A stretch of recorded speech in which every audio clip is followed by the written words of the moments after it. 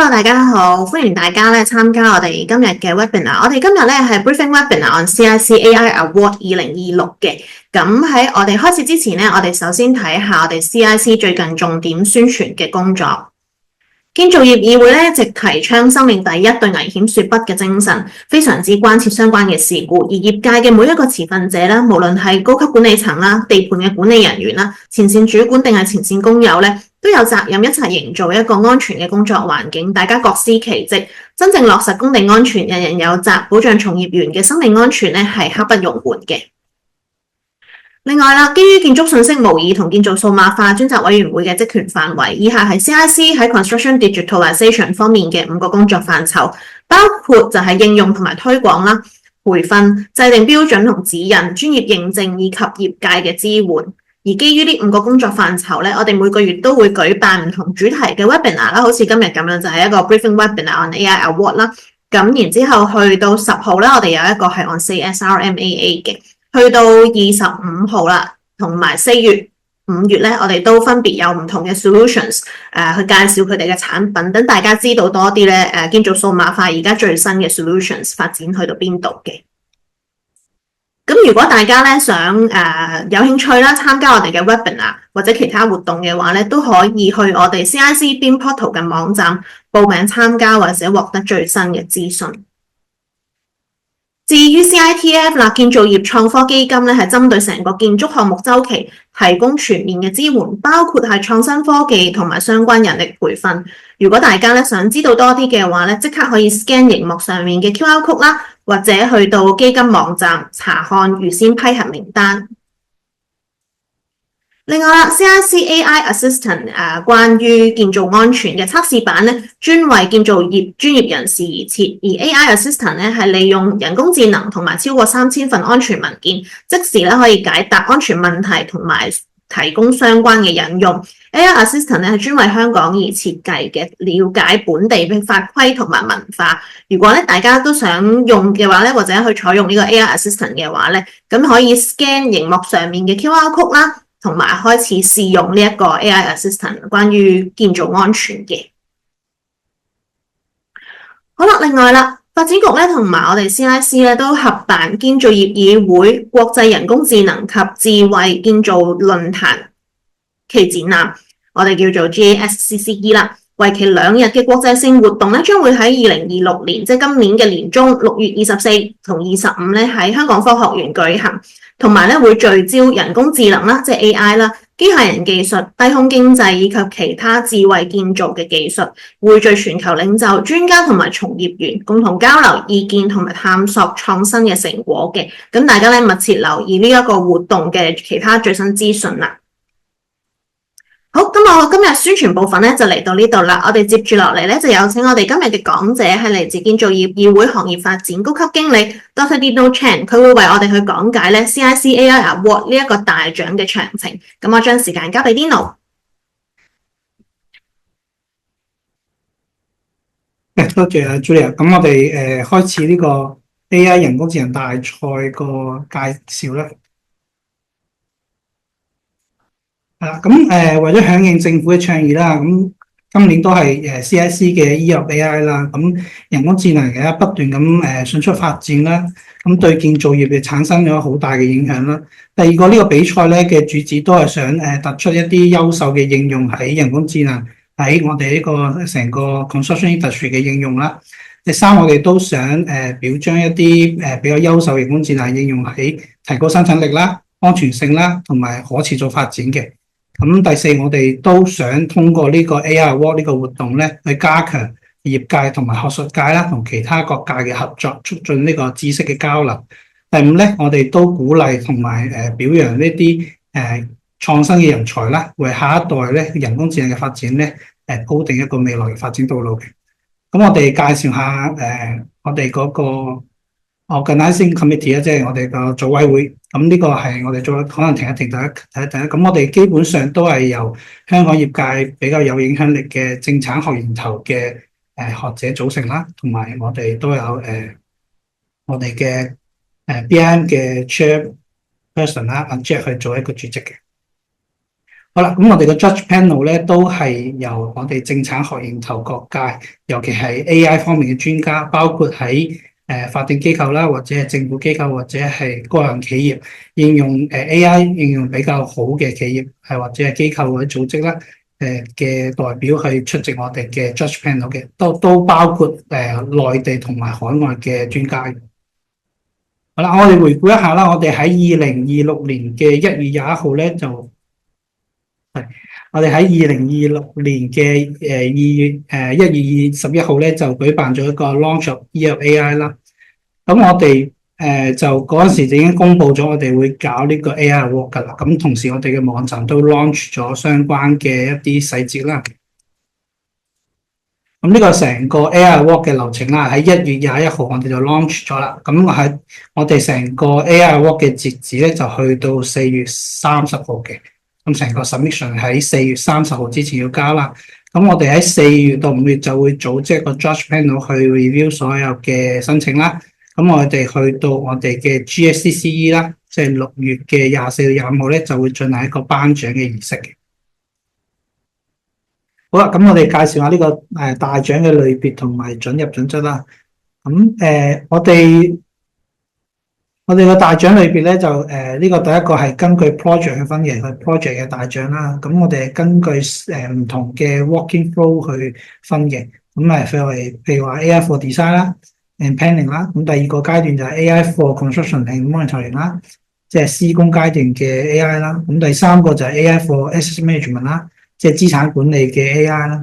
咁第四個咧就係如果你個 AI solution 係囊括晒所有嘅workflow 嘅話咧，你可以申請第四類嘅，即係 AI for building and infrastructure 嘅 life cycle 嘅，即係全過程嘅應用啦。係啦，咁我哋嘅准入準則咧，就我哋都歡迎全球各地嘅人嚟申請嘅組織申請嘅。第二個咧，我哋都強調翻啦，成個 AI 嘅 solution 咧，如果係喺2023年至今啦，應用2023年1月至今啦，應用呢個 AI solution 咧，都可以作入呢個獎去評審嘅。咁咧，咁就譬如話呢個 project 喺2023年1月之前開始啦，但係你個 AI solution 嘅應用咧，即係譬如話你係asset management 啦，係好後期應用噶嘛，個 project 已經開始咗啦，一段時間啦。咁喺2023年1月之後，你先至用翻呢個 AI solution 喺呢個 stage， 咁你都可以申請呢個獎嘅。呢個要比較強調翻啦。咁大家睇翻嚟嘅 AI solution 喺呢個邊個 stage 入嚟嗰個時間係滿足呢個2023年1月至今咧，就可以申請呢個獎。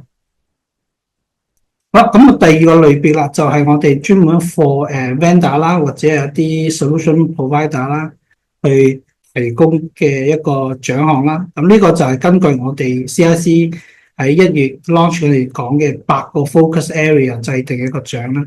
咁呢個8個 focus 我哋就再過一次先啦。咁譬如 AI 加 safety 啦，就係安全性相關嘅 AI solution 啦。咁 AI for design and optimization 啦，如果理解成喺 design stage 用嘅 AI 加 procurement 啦。咁呢個 procurement 就比較廣泛啦，包括 tendering 啦，包括QTO 啦，包括procurement 相關啦，包括同金錢相關啦，咁個就可以歸類成 procurement 嘅。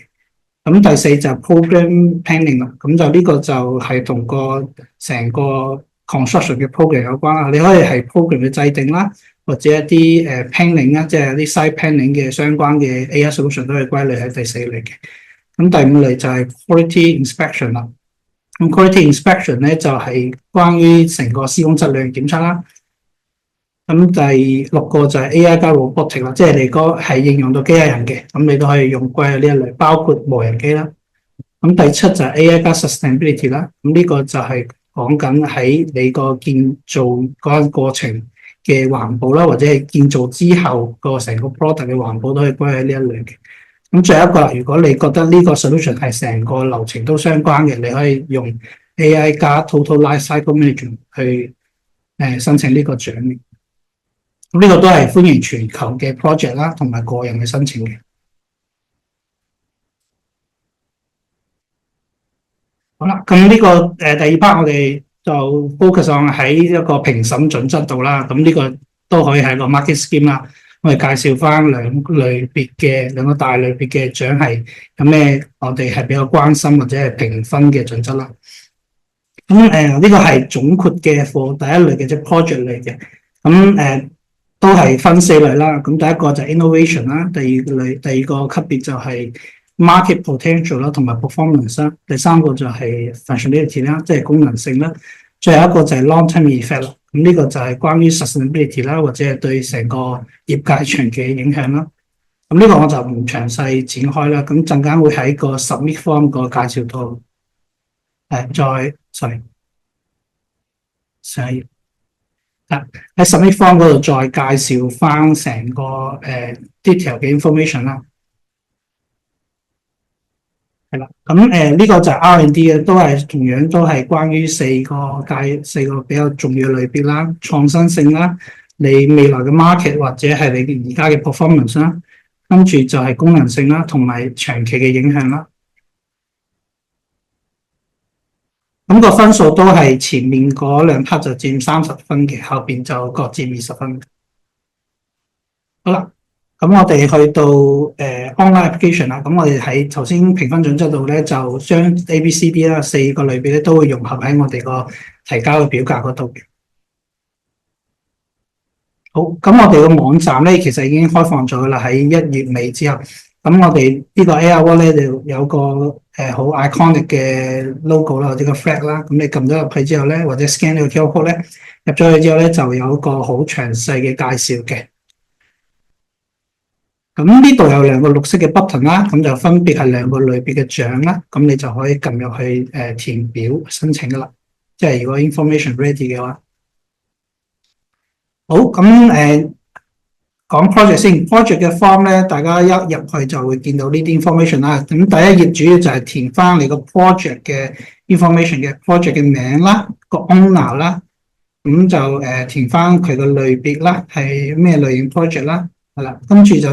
呢個比較重要，因為我哋到時包括如果係入咗初選啦，我哋都要 contact 個 contact person 嘅，所以要填翻啱啲 contact 嘅人嘅資料啦。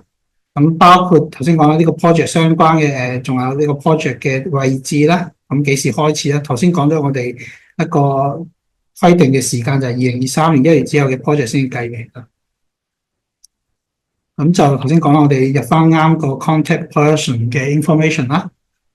咁呢度就200字嘅對成個 project 嘅介紹啦。咁如果超咗都 OK 嘅，不過盡量減少個字數啦，係。咁但係就都要描述清楚翻成個 project，尤其係 AI 點應用喺你個 project 嗰度啦，同埋你個 project 嘅詳細介紹啦。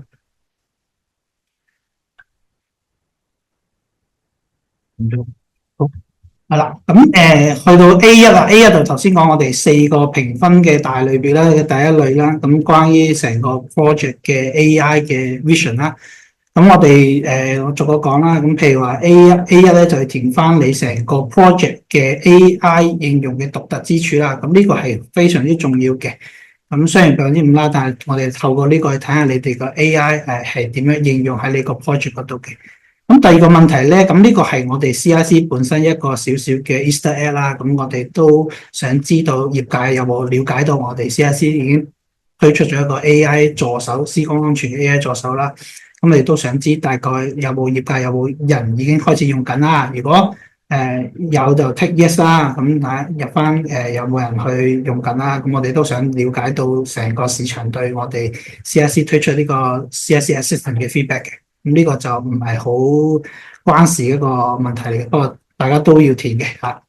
咁第三個咧就係成個life cycle，我哋成個 construction 嘅 life cycle 裏邊邊個 stage 用到呢個 AI solution 啦？即係譬如話你提供呢個 project，其實喺個 design stage 用到 AI 喎，咁或者 construction stage 用到 AI 喎，咁你 click 翻啱相關嘅嘢啦。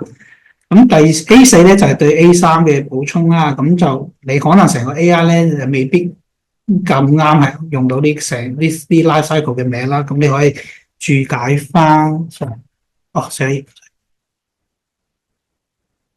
啱注解翻成個AI application 喺呢個 project 嗰度啦。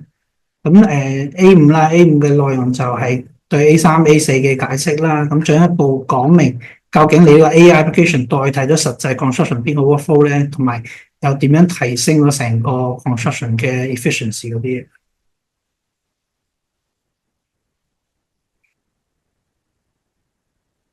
好啦，咁 B 類啦，B 類嘅話就係講緊你個market potential 同埋 performance。咁第一個就係我哋不嬲都講啦，AI 就係 based on data driven 嘅嘢啦，咁個 data 係非常之重要嘅。咁我哋就會要你解釋翻你成個 AI 咧係點樣利用到啲 big data 啦，去做啲訓練啦，係用咗邊啲AI technology 喺入邊啦。咁呢個可以詳細解釋翻啲學術性嘅嘢啦。咁我哋啲 judge panel 都有非常強嘅學術背景，亦都非常之了解呢啲AI technology 嘅。所以你可以放心去填一啲比較深奧嘅嘢啦。咁第二個就係去解釋翻喺邊啲 workflow 度去用咗你個 AI 之後提升咗效率嘅。咁呢度可以做一啲詳細嘅說明啦。所以呢部分咧，你後續嘅 PowerPoint 咧，因為等間後邊會講翻咧，可以提供多啲數據啦或者圖表嘅呢一部分。咁 B2 咧就講緊你個 AI solution 啦，而家喺咩階段咧？咁譬如話你係啱啱喺開發嘅階段啦，定係還是已經好成熟啦？咁係咁用喺多啲嘅應用場景嘅階段啦。咁你可以自己描述翻你係用緊咩階段啦。咁最後啦，咁要量化你個性能提升係點啦？譬如話我哋提高效率啦，我哋係節省咗幾多時間人力啦。咁 B3 咧就係我哋講緊我哋呢個 AI solution 咧。係用喺某呢個項目本身噶嘛，而家介紹緊係 based on project 啊嘛，咁佢係喺其他項目可以應用咧，係咪可以推廣更加多嘅項目可以用咧？咁同埋可唔可以用喺其他嘅流程嗰度咧？咁呢個可能要做一啲我哋叫做 prediction 嘅，做一啲譬如話投資回報率啦、市場嘅影響呢啲，要做一啲大膽嘅推測。好啦，功能性個評審啦，咁咩叫功能性咧？就係我哋都會我舉個例子啦，譬如我哋用咗 AI 嘅 vision analytic 啦，或者係 robotic 嘅技術啦，咁呢啲喺邊啲construction 嘅 workflow 度咧做一啲自動化嘅，咁提升咗效能啦，咁提升咗幾多咧？咁我呢度就要俾翻啲 KPI 嘅數據啦，譬如話人嘅工作率減少咗幾多啦？譬如話準確率提升咗幾多啦？錯誤率降低咗幾多啦？咁呢啲要俾翻啲量化數據，即係你用咗呢個 AI 技術之後，可以提升咗幾多嘅生產力啦。咁第二個咧就係講緊我哋呢個 solution 啦，本身有冇喺其他嘅出版刊物啦，或者係 publish paper 啦嗰度有冇啲相關嘅一啲相關嘅經驗啦，譬如話我哋都有講到一個係創新基金嘅創新科技基金，建造業創新科技基金個 CITF 嗰度咧有冇申請過啦，同埋有幾可以 list 翻你申請嘅編號啦，同埋你可以 share 翻裏邊有啲咩 best solution 喺入邊啦。咁最後一個就係我哋都想睇下過往嘅戰績嘅，即係 AI 喺其他嘅比賽有冇攞過獎啦，或者呢個技術有冇發表嗰啲論文啦？可以喺裏邊加啲引用嘅。如果啲字數有限制，你可以喺後邊嘅 PowerPoint 度加翻。咁最後啦 D 類啦，就係講緊長期嘅影響啦。咁長期嘅影響咧，就我哋要睇翻你個 AI solution 咧喺其他嘅 project 度可唔可以應用啦？可以推廣喺其他 project 啦，甚至其他嘅業界都可以講翻嘅。咁第二個就係睇下佢有冇長期嘅可維護性啦，即係我哋講 long term 嘅，即係可能一般 AI 嘅話，我哋前期會投資好多資源喺一個研發嗰度啊嘛，咁後期嘅 long term 佢哋要點保證喺適當嘅資源下，你可以維持一個長期嘅發展咧？D2 咧就係我哋答翻個 KPI 啦，咁喺成個未來個應用嗰度啦，包括應該呢個係包括長期嘅影響，包括環保啦，包括成個生態嘅影響啦嘅 KPI， 你可以提供啲量化 KPI 啦。咁呢個就成個 project 要求提供嘅資料啦。咁因為 project 裏邊有唔同嘅 AI solution 啦，所以未必係所有嘢都係同樣都填得咁多資料嘅。咁你盡量去瞄着個攞獎嘅目標去填啦，咁就會更加多嘅資料咧，就對我哋評審咧有更加好嘅幫助嘅。咁呢個project 裏邊咧，我哋就會進行篩選啦，最後會進行一個終審嘅。終審嘅話有機會啦，啲大機會啦，會請翻啲即係提交呢個獎嘅人去進行一個 interview 嘅，去 present 翻你哋最後啲 information。所以到時我哋都會問翻同樣呢啲問題啦，可能要更深入嘅數據嘅。好啦，第二個類別咧就係俾我哋嘅 R&D 或者係啲solution provider 去提供嘅。咁佢哋就唔係 project base， 佢哋就討論翻成個 AI 技術嘅影響啦。咁前面嗰 part 都係講緊我哋呢個 solution 嘅名啦，同埋啲 solution 嘅 type 啦，同埋我哋最重要啦 contact person。咁我哋到時都會聯絡翻，如果要補交資料嗰啲，我哋都會聯絡翻有個聯絡人嘅，咁都會填翻啱啲聯絡方式啦。咁頭先重複嗰啲就唔講啦，咁我哋都係4個主題啦，就係 AI 嘅創新啦。咁呢個就頭先同我哋成個 project 嗰個 AI 嗰個要求一樣嘅，基本上，但係你要站在喺solution provider 嘅角度去諗呢啲solution 嘅創新性嘅，就唔係based on 個 project 嘅。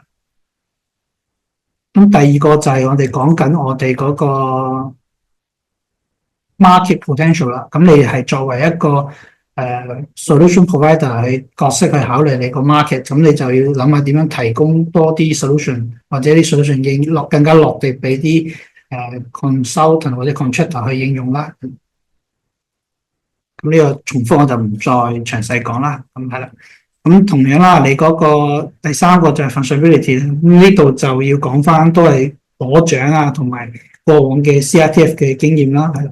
咁呢度就有特別啲嘅 C2， 咁就要俾翻一啲對行業嘅分享呢啲經驗嘅最佳實踐啦。咁呢個就好depends on 你係咩solution 啦。譬如話你係 software 啦，就要俾翻啲下載量啊、人數啊，或者係啲 main client 嘅 information 俾我哋啦。咁呢個同 project 有啲唔同嘅，提交啲內容。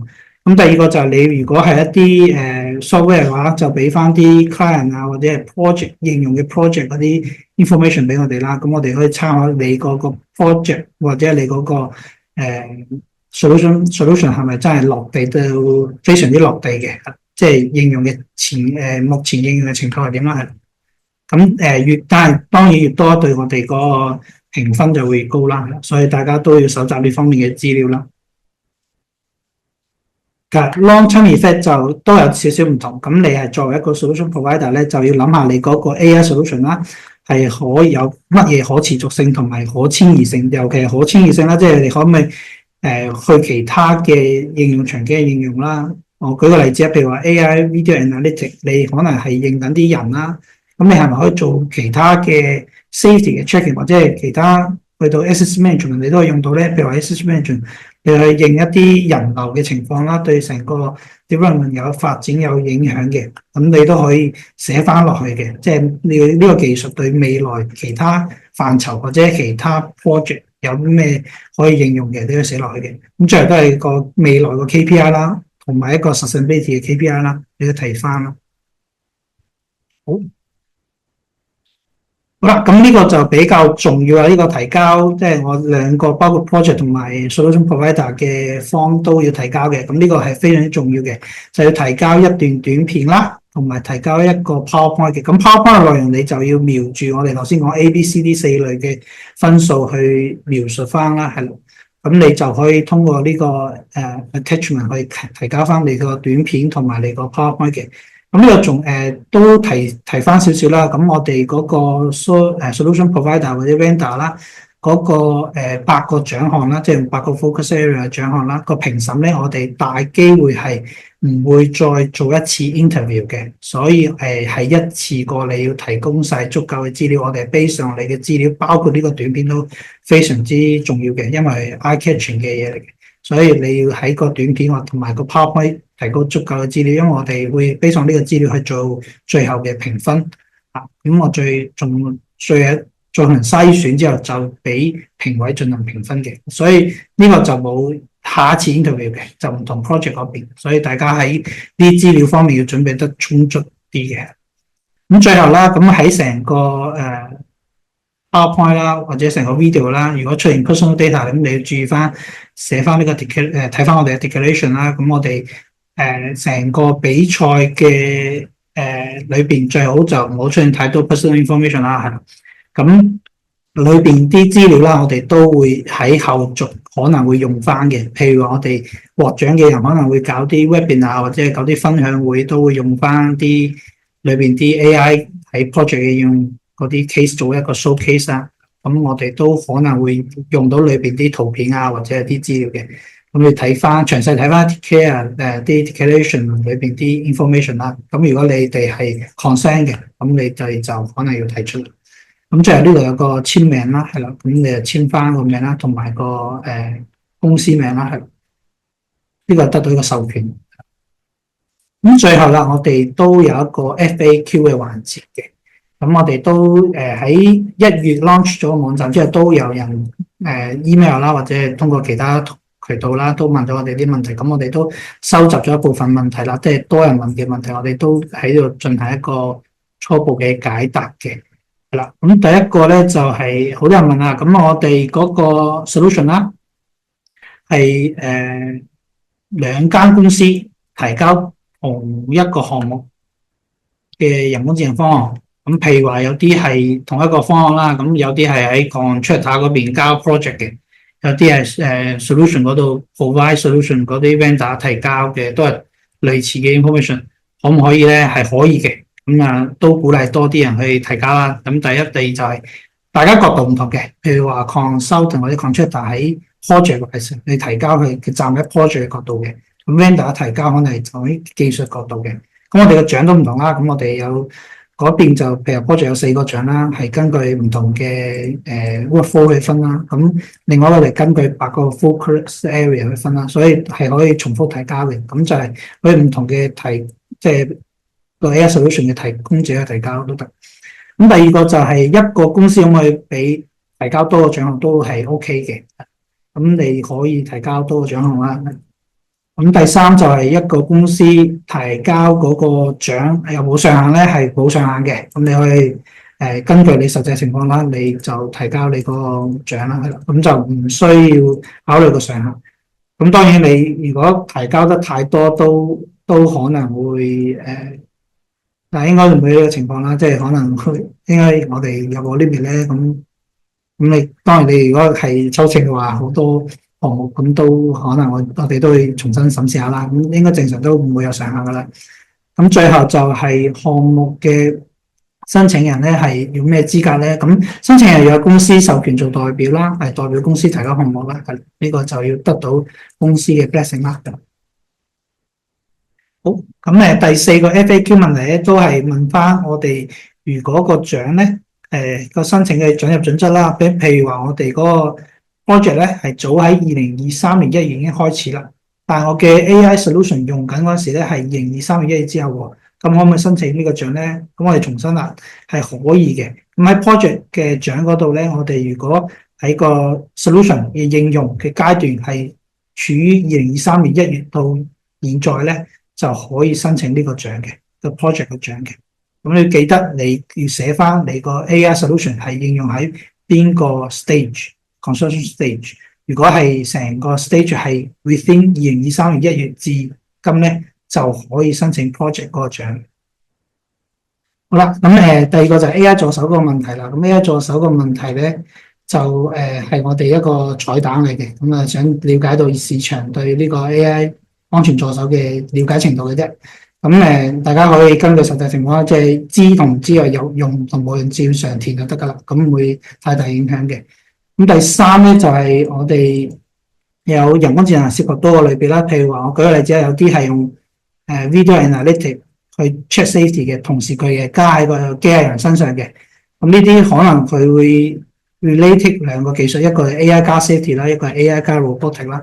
咁佢可唔可以提交多個方案咧嘅類別咧係可以嘅。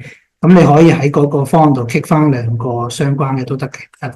咁就盡量唔好即係兩個 category 都提交，即係提交兩個一樣嘅，咁就唔好啦。咁你就盡量喺嗰個選項嗰度 tick 翻 AI 加 safety 同埋 AI 加 robotic 就得㗎。咁我哋評審我哋都會根據呢個你 tick 嗰樣嘢去分類嘅。好啦，咁就呢個就我哋成個介紹就基本上就完成啦。咁我哋都重申一個好重要嘅日子啦，就4月30號夜晚12點11點59分就會截止呢個提交啦。咁個 form 就喺呢個前要提交啦。咁或者後邊你可以補交資料再去通過 email 去揾我哋啦。但係個 form 嘅 submission 就一定要喺4月30號之前提交嘅，係啦。咁呢個係我哋嘅網站啦，咁有咩問題都可以打呢個電話100900去問啦，同埋可以通過 email 啦 AIaward 嘅 @cic.hk 去問啦。咁我哋再 recap 一次啦，咁我哋4月30號就係截止提交日子啦。咁我哋將呢個時間交翻俾我哋嘅同事 Julia。好，唔該晒 Lino 頭先同我哋嘅講解。咁我哋接住落嚟咧就會係Q&A 嘅環節啦。咁如果網上嘅朋友咧，有問題想提問嘅話咧，亦都可以而家喺我哋 Q&A 嗰度咧，去打翻個問題俾我哋嘅，咁我哋基本都會盡量去 address 翻嚇。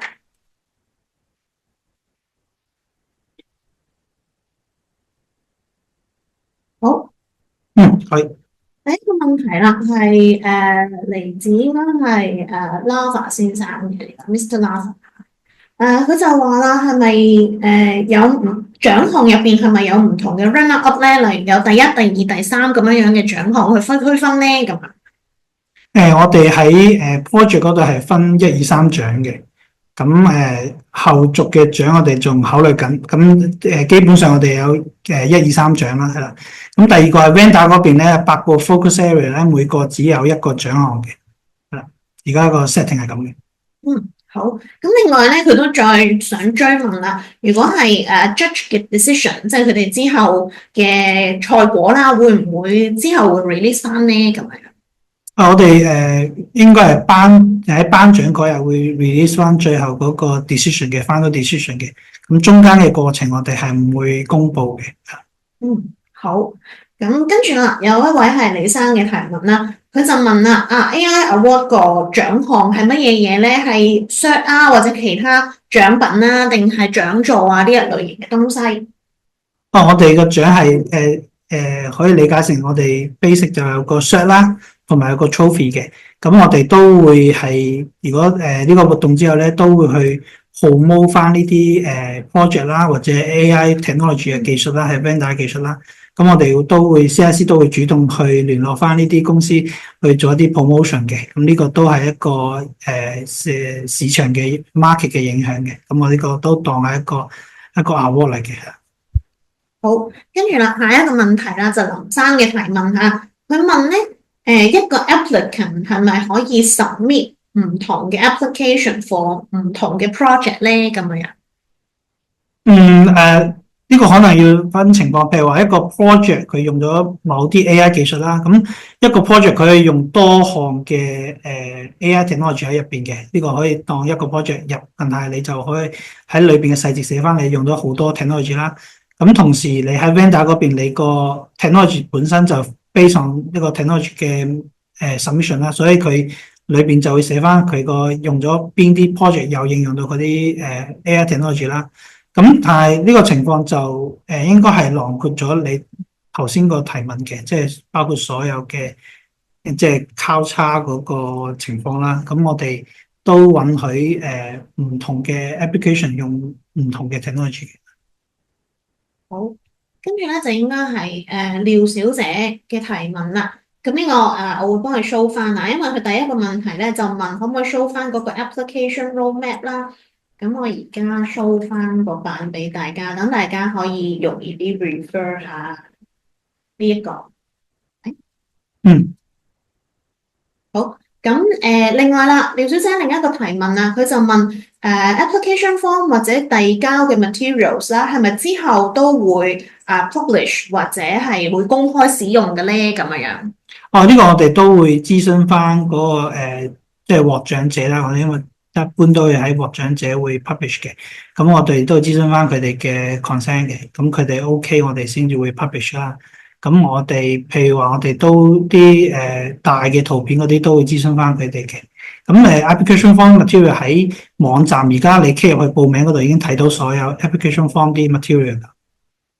好。咁都係林生嘅提問啦，呢個係 follow up 嘅問題嚟嘅。佢就問如果係 joint parties 嘅話，去 apply 獎項，即係例如佢哋係 consultant 啦，但係就想同client apply with our client，即係同 client 一齊 apply，咁樣可唔可以咧？咁樣可以嘅。咁你喺嗰個申請人嗰度要註明翻喺個 joint venture 嘅名啦，係咯，即係你可以寫一個兩個公司聯名嘅名都得嘅。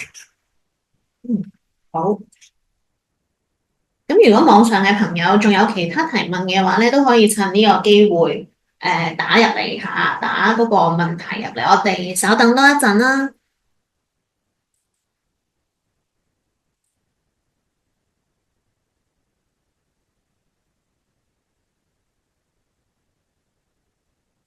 咁再提提大家嚇，我哋係4月30號嘅23:59就會截止呢個 submission 嘅，咁所以大家就捉緊時間啦。好，咁我諗 Q&A 嘅部分就嚟到呢度啦。咁再次多謝邊爐今日同我哋嘅講解啦，希望大家咧都會捉緊時間啦去 submit 你哋嘅 project。咁多謝今日大家參加我哋嘅 webinar 啦。咁我哋下個 section 咧就再同大家見面。拜拜。拜拜。